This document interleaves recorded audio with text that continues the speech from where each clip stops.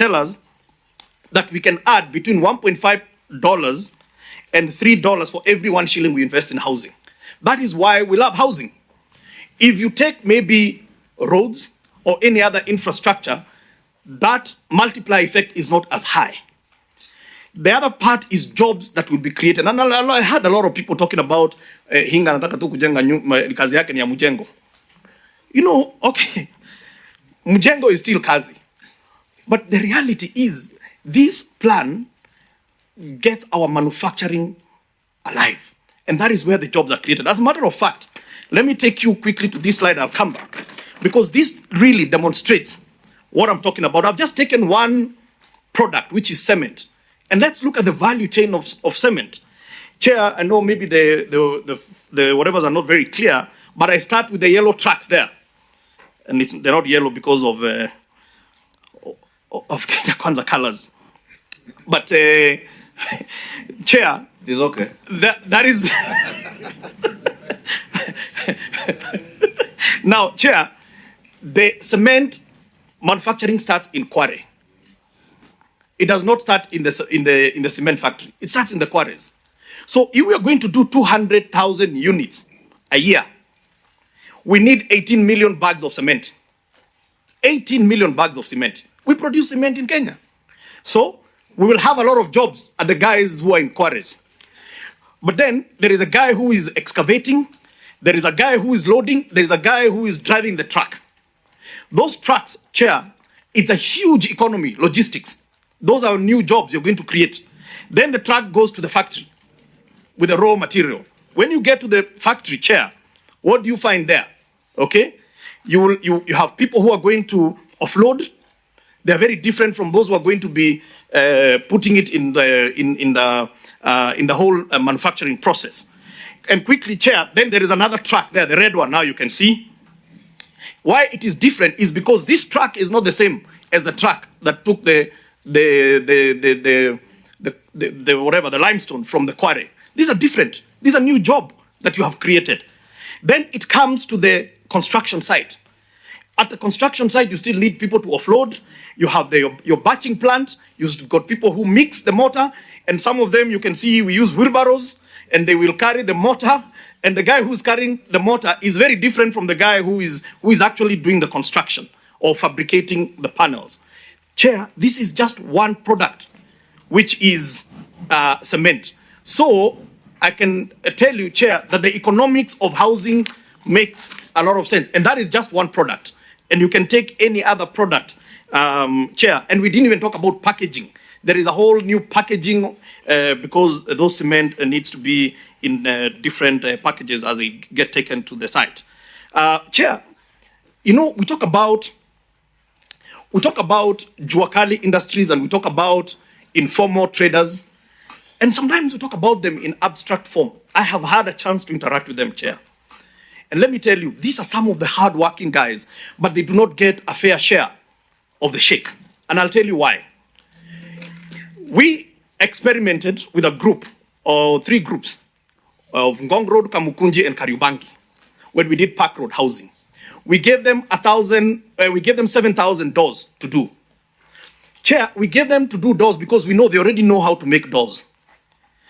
These guys, that 7,000 doors came, including installation, came to about 123 million. That's probably the biggest check they had ever seen. But Chair, what is the problem? Is that they know how to make doors, but between them and the user of the door, there are about 5 people who each make more money than them. They are the guys who are having to fabricate the doors, but several people in between are making more money, brokers, than these Juakali people. So how do we then get the Juakali people to formalize? This is what we did. We gave them a contract to do 7,000 doors. It was 123 million. They did the doors, Chair, and I can confirm they did good doors. And they were paid. And Chair, 58 of them ended up being homeowners in the same houses where they were building those doors. And the final thing is, when they got paid, because they were informal, they didn't know about a guy called KRA. And soon, KRA came knocking on their doors to say, you owe me money. And so they came running to me and they said, PS, KRA is going to shut down our accounts because we owe them money. So I had to call the CG then. I told him, these are honorable people. They will pay you because they're still owed a bit of money, but midwife them because now they become new taxpayers. We are talking about 17, 18 million Kenyans who are today maybe not in the tax bracket. If we do housing at scale, we start to bring them into the tax bracket. We can't keep on talking about 3 million Kenyans and we have no plan. This is the plan to formalize them. Give them a product, give them the support, and they will be able to produce. So, Chair, this is the summary. Do housing projects at scale. You're going to create jobs, and you're going to have a very long cash circulation process.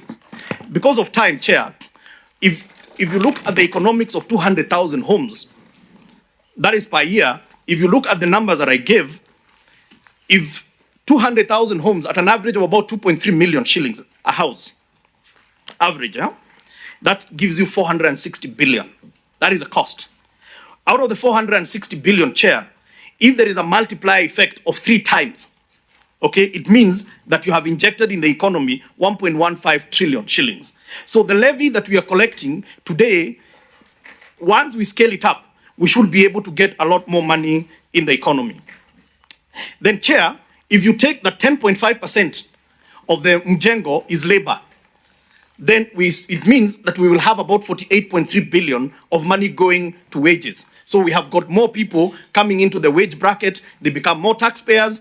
Professor Ndung'u is very happy because he's collecting more money, and we are building the nation.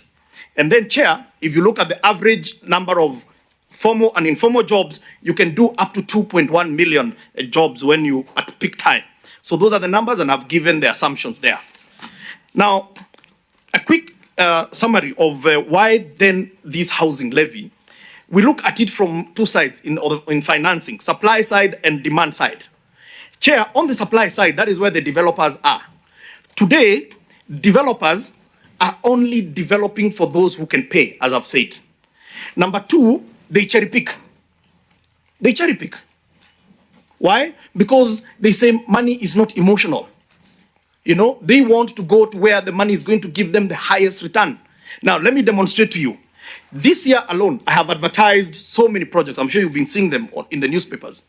The first round I advertised was around Nairobi Metropolitan. I had an influx of investors who wanted to take up those homes. Second round, I went to Western Kenya, Kisii, Migori, all those places. I had one investor out of 55 parcels of land that I whatever. Now, Honorable Wandai and the people from that block, you are also Kenyans. You also deserve affordable homes. So if today we say, let's go and leave it to the private sector, what is the private sector going to do? They're only going to focus on where they're going to get a return. So that is why this housing levy gives us the ability to be able to build these homes indiscriminately in every part of our country. And that's why I wrote to every member of parliament and I requested that you give us land in your constituency. Think about it. 200 units, Honorable Wandai, 200 units is average of about 500 million shillings. That is about 5 times your CDF. That means there's going to be so many jobs back at home. There will be lots of industries. Your local hardwares are going to thrive. So, Chair, that's the reason why we need to do something on the supply side, because investors will only focus on those who can afford. On the demand side, though, on the other hand, we talked about low incomes. So the buyers, they lack adequate funding. They do not qualify for mortgages. They'll walk to a bank and the bank will look at them and tell them, listen, you don't qualify, period. The existing mortgages are too costly. Chair, in this high rising interest regime, I'm sure most of you have got a mortgage. Some of your mortgages have reached 18, 20% now as we speak.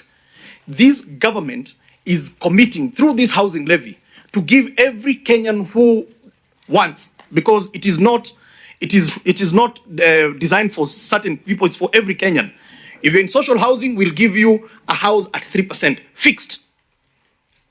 Fixed until you finish paying, or Jesus comes, whichever comes first.